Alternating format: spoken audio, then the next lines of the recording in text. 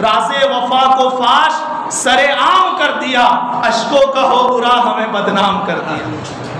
راز وفا کو فاش سرے عام کر دیا، اشکوں کا ہو برا ہمیں بدنام کر دیا۔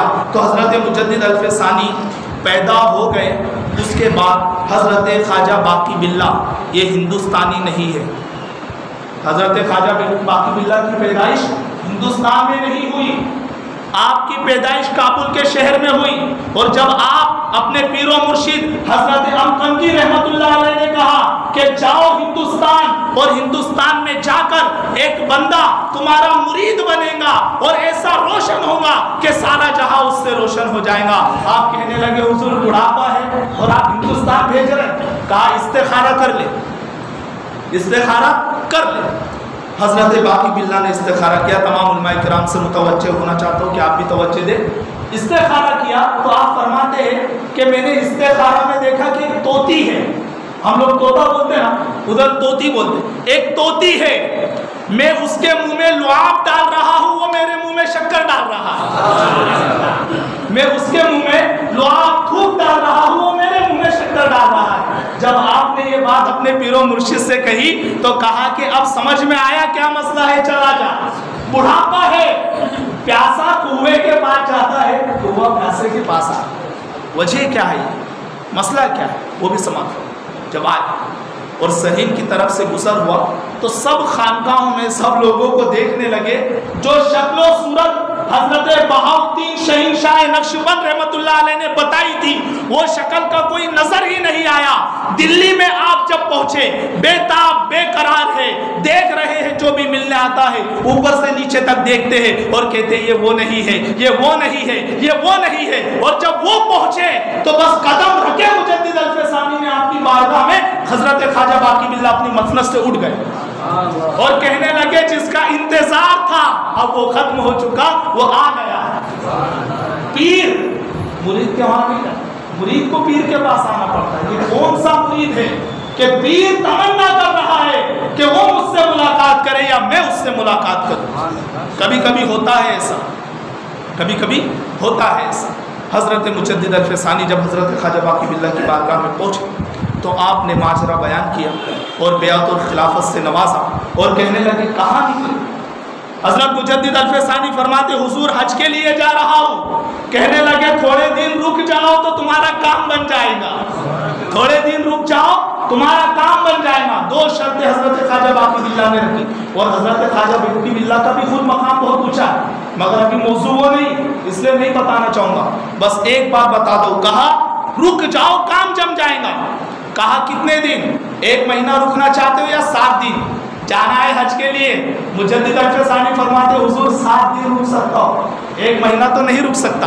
روضۃ القیومیہ، رکن الدین، سیرت مجدد الف ثانی، ملفوظات خواجہ باقی باللہ، ٹوٹل کتبیں اٹھا کر دیکھیے، آپ کو پتا چلے گا کہ حضرت باقی باللہ اور مجدد الف ثانی کیا ہے۔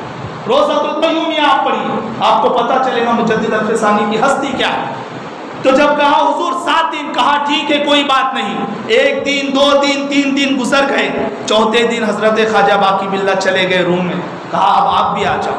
بس جب اندر لے کر گئے اور ایسی توجہ اتحادی ماری، اور اس توجہ مارنے کے بعد کہا کہ اب آپ کا کام ہو چکا ہے۔ 7 دن کی مہلت تھی، چاہے تو 7ویں دن کرتے، 4 دن میں ایسا نوازا کہ خواجہ باقی باللہ فرماتے ہیں اپنے مکتوب کے اندر، آپ نے خود لکھا ہے کہ شیخ احمد جو سرہند کے رہنے والے ہیں وہ میرے مرید ہیں، مگر ان کا نور اور ان کے وہ ایسے روشن آفتاب ہے کہ جس میں ہمارے جیسے کئی ستارے ہیں۔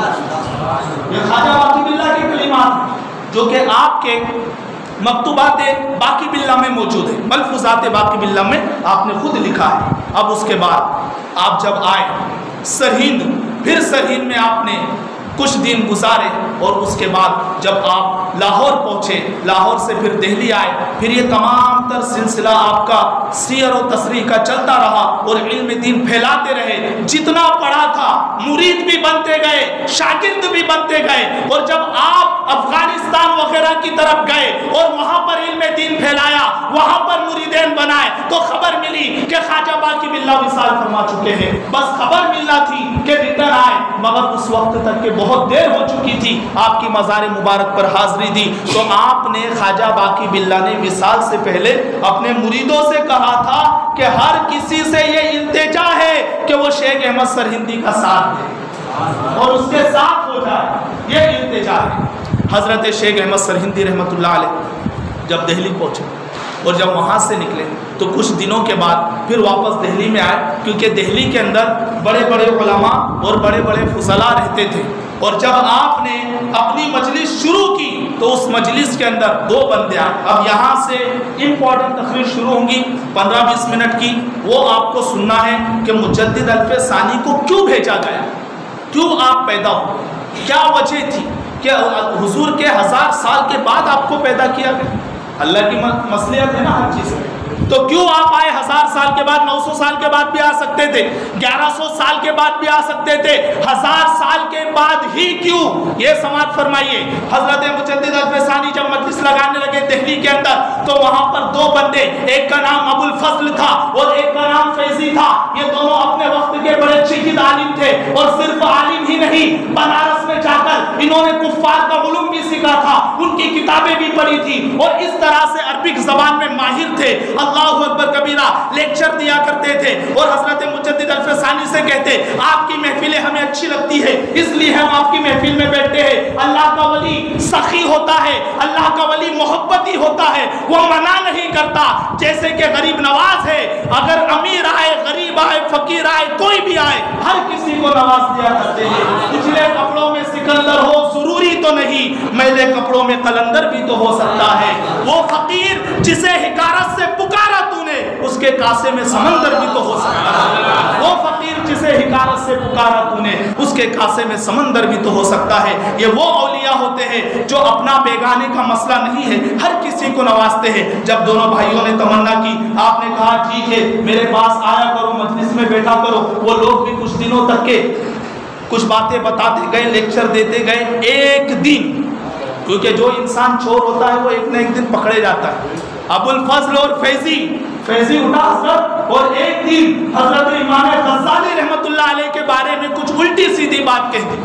بس جیسے ہی سننا تھا مجدد الف ثانی رحمت اللہ علیہ جلال میں آ گئے۔ اب اتنے دنوں سے تو محبت سے بیٹھنے کا بول رہے تھے، اب جلال میں آئے گی، وجہ کیا ہے؟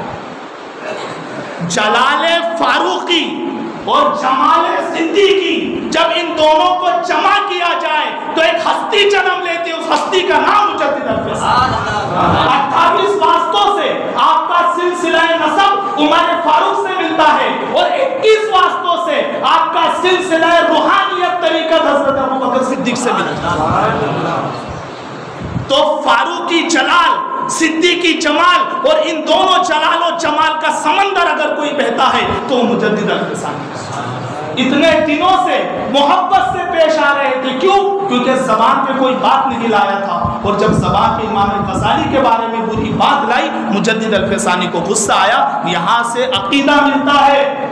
اب سنیے، نقشبندی، قادری، چشتی الگ نہیں ہے، یہاں سے عقیدہ مل رہا ہے کہ اگر ولی کی برائی کی جائے تو مجدد الف ثانی جلال میں آ جاتے ہیں، تو جو رسول کی برائی کرے تو ہم کیوں جلال میں لائیں؟